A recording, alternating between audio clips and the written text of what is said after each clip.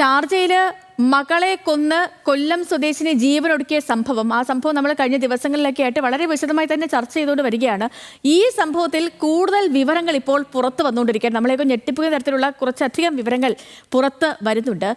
ഈ വിപഞ്ചിക മരിക്കുന്നതിന് മണിക്കൂറുകൾക്ക് മുന്നേ തന്നെ കുടുംബ സുഹൃത്തായ ഒരു അഭിഭാഷകനെ ബന്ധപ്പെട്ടിരുന്നു.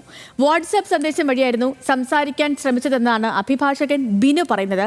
തനിക്ക് ലഭിച്ച സന്ദേശത്തിൽ വിപഞ്ചികയുടെ സംസാരത്തിൽ യാതൊരു പതർച്ചയും ഉണ്ടായിരുന്നില്ല എന്നും അഭിഭാഷകൻ പറഞ്ഞു. അതേസമയം തന്നെ ഷാർജയിൽ വിപഞ്ചികയ്ക്കൊപ്പം താമസിച്ചിരുന്ന മെയ്ഡിനെയും വളരെ വിശദമായി തന്നെ ചോദ്യം ചെയ്യണമെന്ന് കുടുംബത്തിന്റെ ആവശ്യമുണ്ട്. സംഭവത്തിൽ കോട്ടയം ഡിവൈഎസ്പി വിപഞ്ചികയുടെ അമ്മയിൽ നിന്നും വിവരങ്ങൾ ശേഖരിച്ചു. ഷമീറുണ്ട് കൊല്ലത്തുനിന്നും വിവരങ്ങളുമായിട്ട്. ഷമീറെ, ഗുഡ് മോർണിംഗ്. ഇതിപ്പോൾ ഈ സംഭവത്തിൽ ദുരൂഹതകൾ ഒരുപാട് വർദ്ധിക്കുകയാണ്. ഈ പുറത്തു വന്നിരിക്കുന്ന തെളിവുകളിൽ നിന്ന് നമ്മൾ എന്ത് മനസ്സിലാക്കണം? അഭിഭാഷകന്റെ വാക്കുകൾ എങ്ങനെയാണ് ഷമീർ?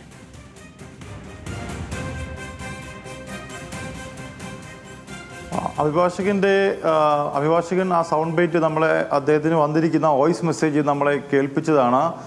സാറ് എപ്പോഴെങ്കിലും തിരക്ക് കഴിയുമ്പോൾ എന്നെ ഒന്ന് വിളിക്കണം എന്ന് വളരെ സന്തോഷത്തോടു കൂടിയാണ് ആ പെൺകുട്ടി വിഭജിക പറയുകയും ചെയ്യുന്നത് സേതുലക്ഷ്മി. അതിനുശേഷം ഇന്ത്യൻ സമയം രാത്രി 8:20, ചൊവ്വാഴ്ച രാത്രി 8:20 അഭിഭാഷകൻ തിരിച്ചൊരു മെസ്സേജ് കൊടുക്കുന്നു. പക്ഷേ ആ മെസ്സേജിനൊന്നും തന്നെ റിപ്ലൈ കിട്ടിയിട്ടുമില്ല. ചൊവ്വാഴ്ച 6:30 ഇത്തരത്തിൽ വീട്ടിലുണ്ടായിരുന്ന മെയ്ഡ് പുറത്തേക്ക് പോയതെന്ന് പറയുന്നു. അതിനുശേഷം അവർ ആ വീട്ടിലേക്ക് എത്തുന്നത് 8:30. 8:30 വീട്ടിലേക്ക് വരുമ്പോൾ വീടിൻ്റെ കതക് തുറക്കാൻ കഴിയാത്ത സാഹചര്യത്തിലാണ്. ഇതിനുശേഷം കിലോമീറ്ററുകൾ ദൂരെയുള്ള നിതീഷിനെ, അതായത് പിണങ്ങിക്കഴിയുന്ന ഭർത്താവ് നിതീഷിനെ ആ സ്ഥലത്തേക്ക് വിളിച്ചു വരുത്തി ആ കതവ് ഓപ്പൺ ചെയ്ത ശേഷം തല്ലിപ്പൊളിച്ച ശേഷം അകത്തേക്ക് കടക്കുമ്പോൾ ആ കുട്ടിയുടെ മുറിയിൽ കുട്ടിയെ കിടത്താൻ ഉപയോഗിച്ച തൊട്ടിൽ കയറിൽ ഇരുവരും തൂങ്ങി നിൽക്കുന്നതായിട്ടാണ് കാണാൻ കഴിയുന്നത്.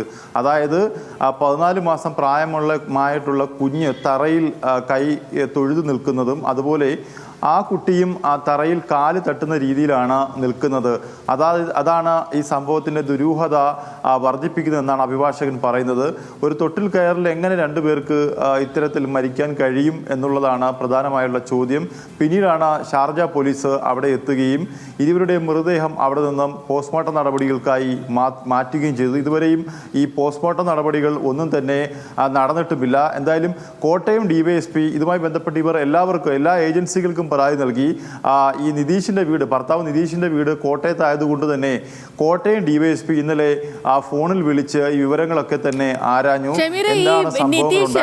വിപഞ്ചികയുടെ ഭർത്താവ് നിതീഷ്, അയാളുടെ ഒരു ബാക്ക്ഗ്രൗണ്ട് എന്താണ് ഷമീർക്ക്? ഇപ്പൊ അയാളുടെ വീട്ടുകാരിൽ നിന്നോ അതല്ലെങ്കിൽ ഇവരുടെയൊക്കെ ഒരു കോമൺ സുഹൃത്തുക്കളിൽ നിന്നോ വിപഞ്ചികയുടെ വീട്ടുകാരിൽ നിന്നോ എന്തൊക്കെയാണ് മനസ്സിലാവുന്നത്? ഇയാള് ഈ നേരത്തെ തന്നെ ഇത്തരത്തിൽ ക്രൂരമായി വിപഞ്ചികയെ മർദ്ദിക്കാറുണ്ടായിരുന്നു, അങ്ങനെ വിപഞ്ചിക വീട്ടുകാരുമായിട്ട് സംസാരിക്കാറുണ്ടായിരുന്നു. ഇയാളുടെ സ്വഭാവത്തിൽ എന്തെങ്കിലും അസ്വാഭാവികത ഉണ്ടായിരുന്നോ? എന്താണ് ഇയാളുടെ ഒരു ബാക്ക്ഗ്രൗണ്ട്? സേതുലക്ഷ്മി, 2020 ഇരുവരുടെയും വിവാഹം കഴിഞ്ഞത്. ആദ്യത്തെ 1 വർഷം ഇവർ വളരെ സമാധാനപൂർവ്വമാണ് ജീവിച്ചത്, മറ്റ് പ്രശ്നങ്ങളൊന്നും ഉണ്ടായിരുന്നില്ല. അതിനുശേഷമാണ് ഇയാൾ ഇത്തരത്തിൽ ഈ പണത്തിനും സ്വർണത്തിനും ഒക്കെയായി വീണ്ടും ഈ പെൺകുട്ടിയെ ഉപദ്രവിച്ചത്. ആ ഉപദ്രവിച്ചതിൻ്റെ ചിത്രങ്ങളൊക്കെ തന്നെ നമ്മൾ നൽകിയിട്ടുണ്ട്.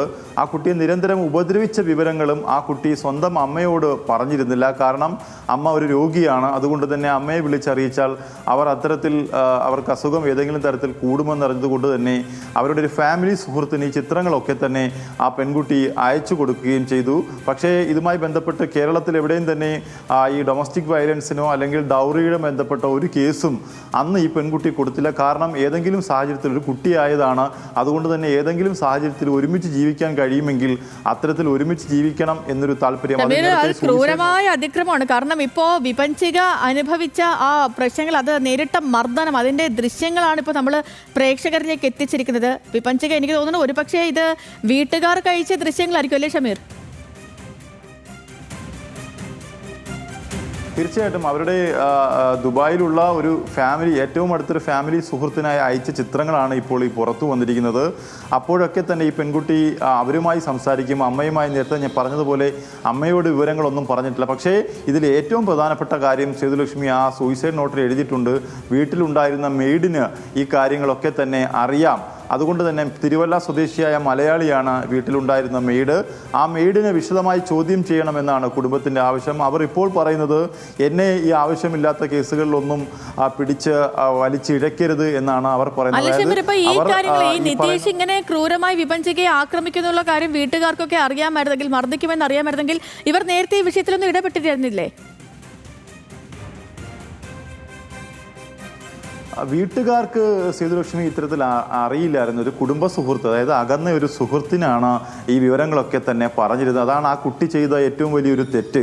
സ്വന്തം അമ്മയോടോ, അച്ഛനില്ല, സ്വന്തം അമ്മയോട് ഈ വിവരങ്ങളൊന്നും തന്നെ ആ കുട്ടി പങ്കുവച്ചിരിക്കുകയും ചെയ്തിരുന്നില്ല. പക്ഷേ ഒരു ഫാമിലി സുഹൃത്തിനാണ് ഈ വിവരങ്ങളൊക്കെ പങ്കുവച്ചത്. അപ്പോഴൊക്കെ ആ സുഹൃത്ത് ഉപദേശിച്ചത് ആ സൂയിസൈഡ് നോട്ടിലുണ്ട്, എപ്പോഴെങ്കിലും ആ നിതീഷിന് നല്ല ബുദ്ധി വരുമ്പോൾ ഒരുമിച്ച് ജീവിക്കാൻ കഴിയും എന്ന് ആ കുട്ടി ഉപദേശിച്ചു കൊടുക്കുകയും ചെയ്തു. ഈ കുട്ടി നല്ല ഒരു ജോലിയാണ്, ഒരു HR കമ്പനിയിൽ HR സെക്ഷനിൽ വർക്ക് ചെയ്ത് നല്ല ശമ്പളം വാങ്ങുന്ന ഒരു കുട്ടിയാണ്. ശമ്പളത്തിൻ്റെ ദിവസം അടുക്കുമ്പോൾ ഇയാൾ അവിടേക്ക് കടന്നു വരികയും ഈ ശമ്പളം പിടിച്ചു വാങ്ങുകയൊക്കെ ചെയ്തിരുന്നു. എന്തായാലും ഈ കൊലപാതകത്തിൽ ഇത്തരത്തിലേക്ക് അടുത്ത മണിക്കൂറിൽ കൂടുതൽ വിശദമായിട്ട് വരാം. ഇപ്പോൾ ഈ വിപഞ്ചിക അഭിഭാഷകനോട് സംസാരിച്ച ആ സൗണ്ട് ബൈറ്റ് നമുക്ക് ലഭ്യമാണ്, അതിലേക്കാണ്.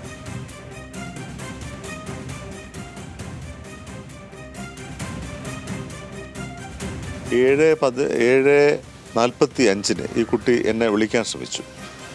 അത് കഴിഞ്ഞിട്ടൊരു വാട്സപ്പ് മെസ്സേജ് ഇട്ടു, സാറിനോട് എനിക്ക് സംസാരിക്കാനുണ്ട്, കുറച്ച് കാര്യങ്ങൾ എനിക്ക് അധികം സംസാരിക്കാനുണ്ട്, ബോട്ടിമിൽ മാത്രമേ ദുബൈയിൽ നിന്നും ഷാർജയിൽ നിന്നൊക്കെ സംസാരിക്കാൻ പറ്റത്തുള്ളൂ, സാറിൻ്റെ അവൈലബിലിറ്റി എത്ര മണിക്കാണെന്ന് ചോദിച്ചു.